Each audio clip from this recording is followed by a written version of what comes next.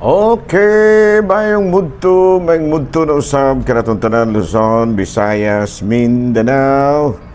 Mayong mudto Philippines, may mudto world, may mudto universe. Sana napunta mga higala, dining atong tulumanon sa kahanginan, C.O.N.A. Catechesis on Air. O ako lang gihapon kini yung ubos nga lagad, Reverendo Padre Edwin Academia Acab. Abi no adlaw na usab karon nga Miyerkules. So samantarong adlaw may higala Miyerkules. Pizza 28 na kini sa bulan sa Agosto. Kisa may gapiesta ron dire sa Atuas Negros Oriental. Ang taga Bakong. Kaya ang ilahang fiesta mahigala San Agustin de Hippo sa Hippo. No? Muna nga karong adlaw ato di ay nga timbayaon og happy fiesta ang ato ang kuraparoko din ha do sa Reverendo si Monsignor Glenn Corsiga. Ayan, o, kamusta na ka Monsignor Glenn?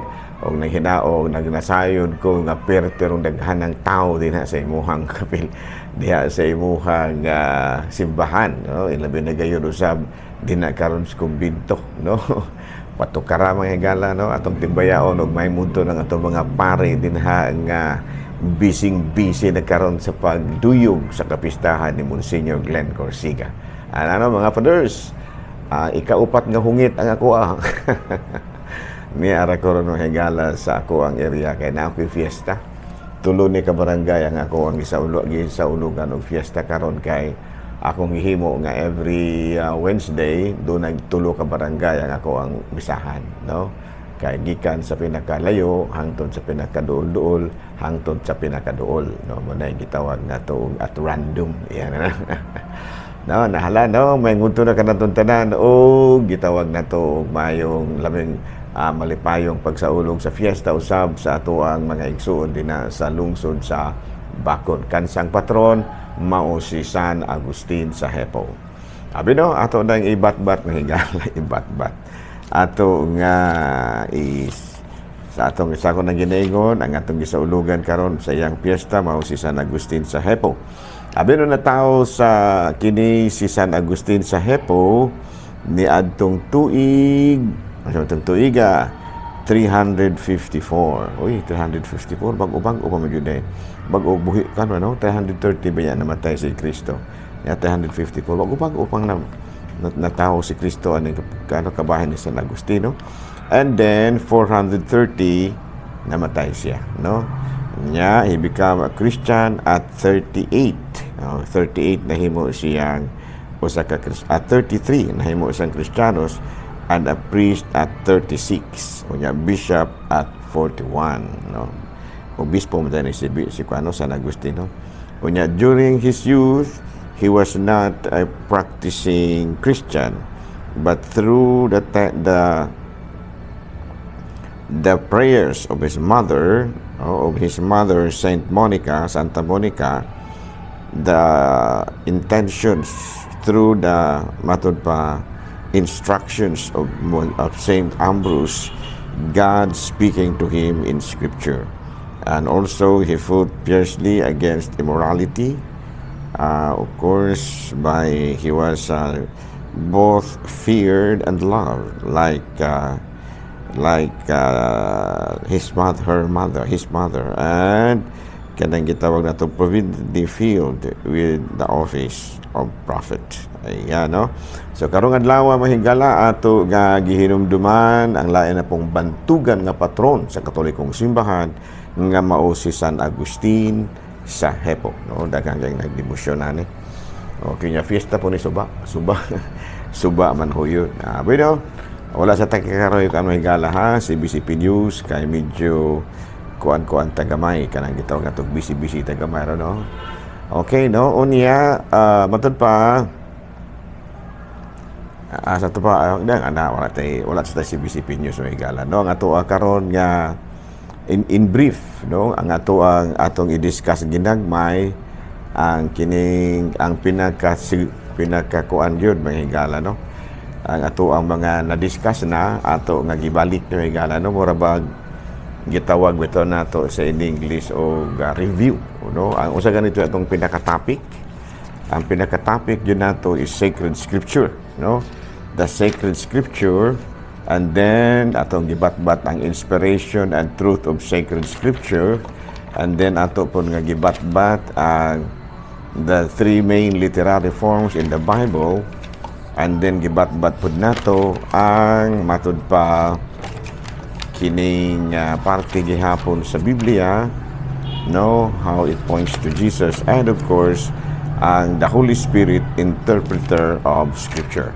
Ano mo na yung mga dagko kayong mga topic nga atong gipangbatbat gihaning ining maog chapter mahigala, no, kining chapter na sa kuano na matud pa diri sacred scripture.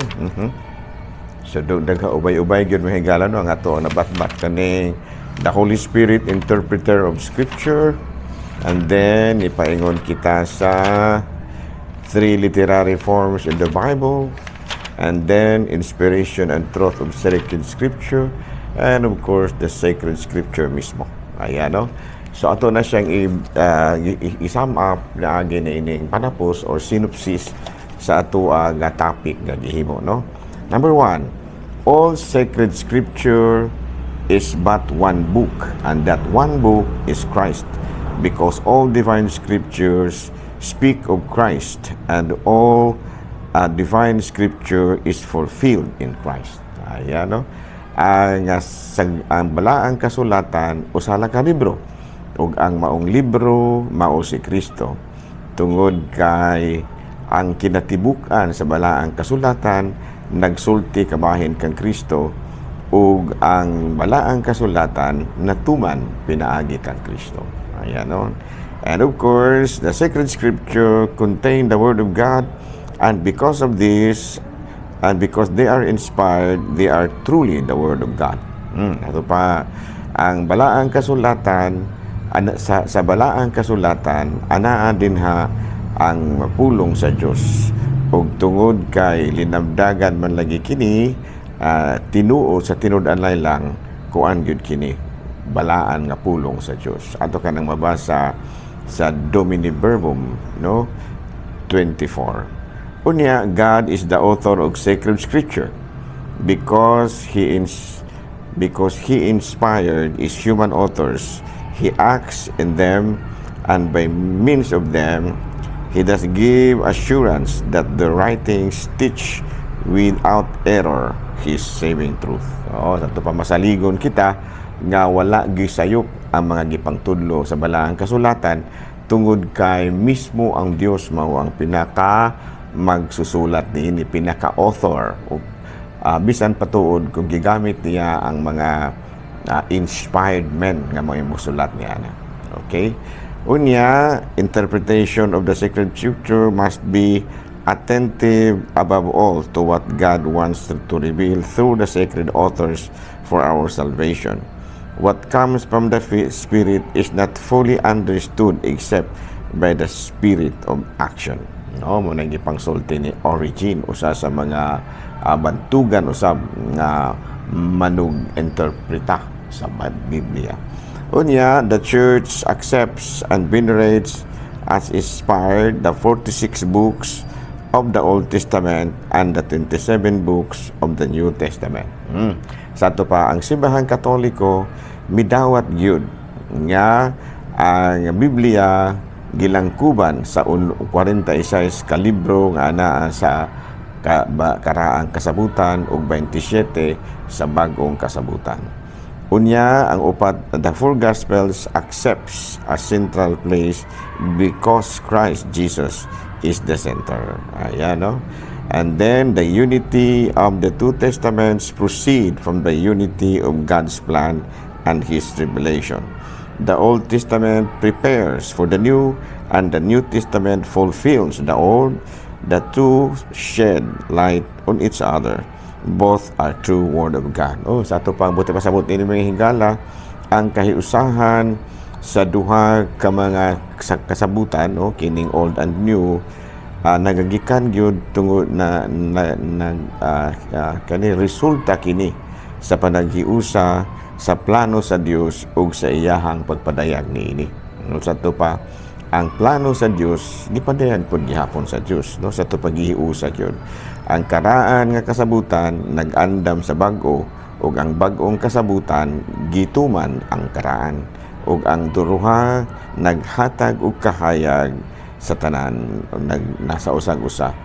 Unya, the church has always venerated the divine scripture as venerated the body of the Lord. Both nourish and govern the whole Christian life.